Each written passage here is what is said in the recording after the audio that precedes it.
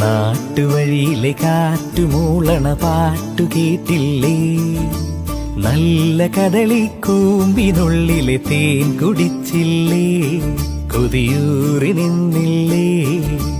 കണ്ണാരം പൊത്തിയൊളിച്ചും പുന്നാരം കണ്ടുപിടിച്ചും ആഞ്ഞിലി മൂട്ടിലൊളിച്ചു കളിച്ചില്ലേ?